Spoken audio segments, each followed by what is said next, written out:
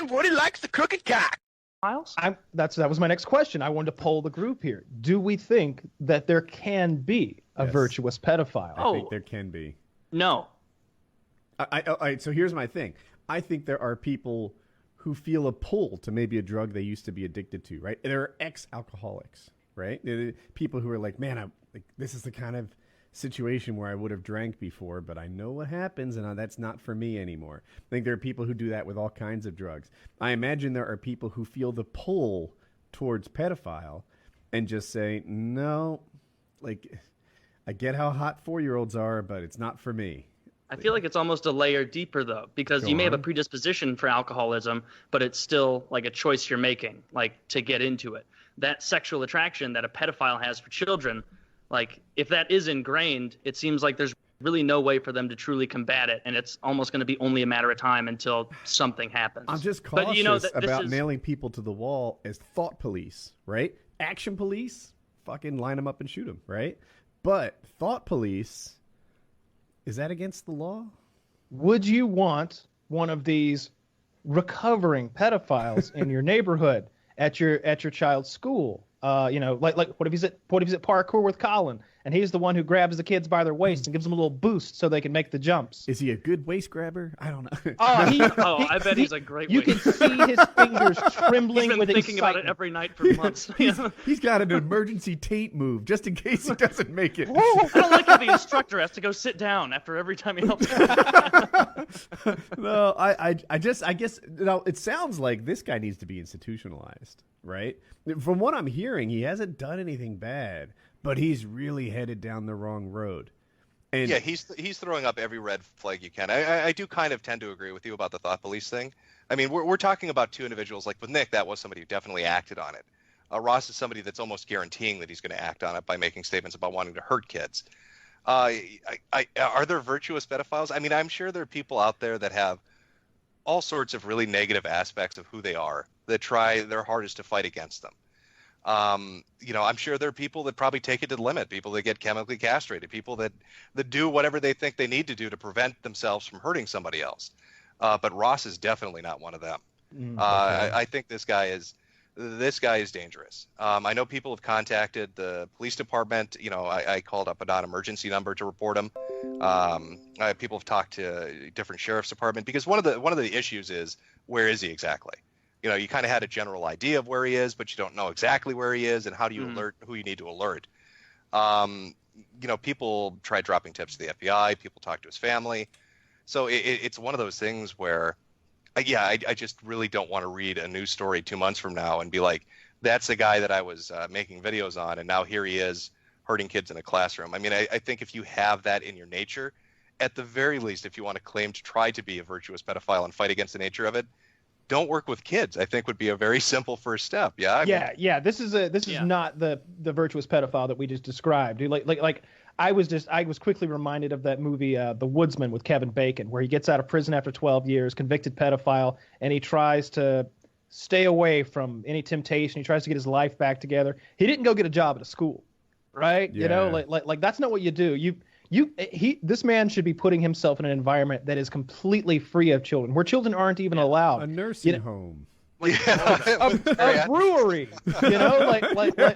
like maybe you and there's probably an alcoholic somewhere working at a brewery. You and that guy swap lives, all right? Like both of you are going to be better off, right? Mm-hmm. Like get him in there with the kids. He'll be a little tipsy at first, but somebody will watch him. He'll be funny. I guess it's more about the precautions they're taking to keep themselves away. Like if they're like, oh, I'm a pedophile, but I'm going to go live in rural North Dakota, and be a oil rig worker where it's only adults, then yeah, you're trying at least. Like I'm going to be wary of you because you've admitted you're a pedophile. But if you're like, oh, I'm recovering, I don't work at a school or anything, I work at a bank, and it's like, oh, you live 3 miles from an elementary school, like that you shouldn't be able to do that. Yeah, you don't want to be driving through school zones and stuff. Like if I were afflicted with something like that, I would have to. Speed limit's 20, not 3. Just driving slowly.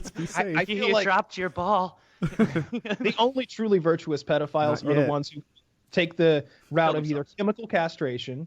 Jesus, Taylor, there's another option: chemical castration, or they do literally put themselves in a position where there just aren't any children. Off the top of my head, I can't think of one. An oil rig in North Dakota seems to get the job done, honestly. But how long is it before like the boss's daughter comes to visit or something like that? And you're, I don't know. It seems like too much money. They're going to be popping up Chuck E. Cheese franchises around, getting too confident. Having a pedophile on your workforce or in your life seems like befriending someone who has a cougar as a pet. Like, oh yeah, he's friendly with me. Well, the first time your girlfriend comes over and she's wearing the wrong perfume, she's going to need a face transplant, right? Like, it's not worth the risk. Well, and one of the weird things that factors into this, and I did a video on this maybe 3 or so weeks back, was the kerfuffle that happened at Facebook, where they put up a poll asking users, would you be okay if men were asking young girls for erotic pictures? That was somebody in the PR marketing looking to slip that into the survey data. Or you've got stuff like YouTube, where they had just all sorts of things. I mean, they had the massive culling of channels that were really bizarre stuff. I mean, it was a lot of preteens that were wearing diapers and sucking on pacifiers and just doing some really bizarre stuff, toy channels and that kind of stuff. There was the YouTube search algorithm that auto-completed something to how to have sex with your kids when you entered how to. So, it's just, I think maybe some of the tech firms out there might want to just, give it an extra look over before they start surveying user bases about sending erotic pics from teenagers or looking up kids dressed up naked or how to have sex with them. You use a song that you're not supposed to use, you're down in 30 seconds. You can make an Elsa in Spider-Man video where it's like 2 adults dressed up and it's like, oh, Elsa performs fake blowjob on Spider-Man. It's like 60 million views. Been up for 3 months. Oh, Spider-Man is naughty. Gets a spanking from at the least Hulk. 100,000 of those views are me. Then that's still far too many. But yeah, that is a curious trend with the tech world. Yeah, it is. But I don't want to make it seem like I'm Mr. Medicare pedophile hunter. It's just been very bizarre that I've run into this groove. It seems to kind of be a reoccurring thing, at least over the last couple of months. I mean, my majority focus is looking at absurd things on the internet or laughing at goofy stuff on the internet. That's kind of what I enjoy. But you start looking at the goofy, absurd stuff, the outliers that are kind of on the fringes, and you're going to start seeing a lot of crossover with some darker stuff.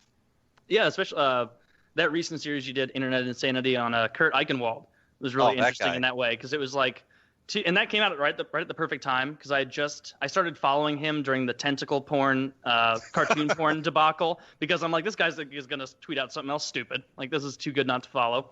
And then as you were releasing those, he had like a meltdown on Twitter and was tweeting all this other ridiculous shit. And just like you were talking about, that also eventually came back to like sex and pedophilia and shit for some story he was investigating.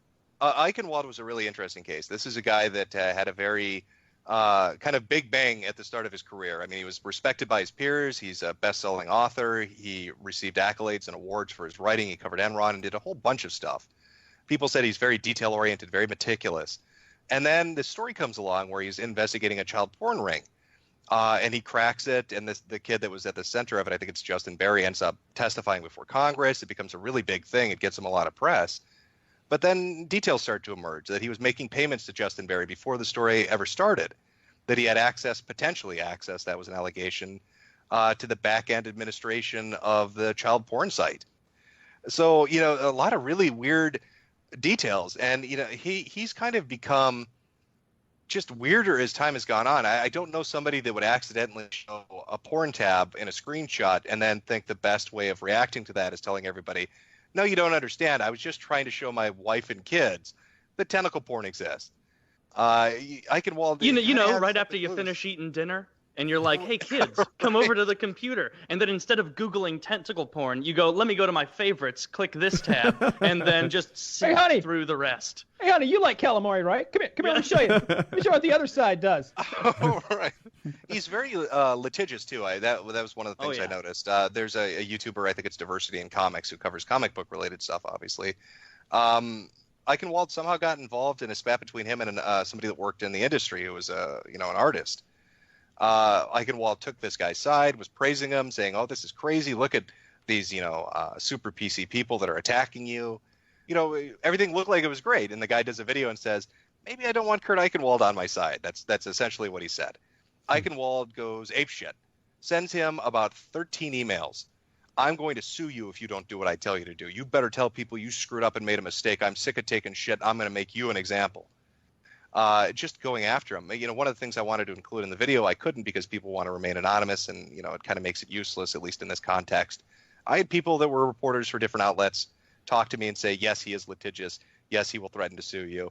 Yes, he did this kind of stuff to me. So, I heard enough of those stories to see where this was going. So I made very sure when I made that video to be like, this is an allegation. This is being reported from this outlet. These are things that we can verify through archives, because I did not want to get Eichenwald emails from him saying, I'm going to sue you because you hurt my feelings on the internet, which he apparently is prone to try to do. Yeah, you wouldn't want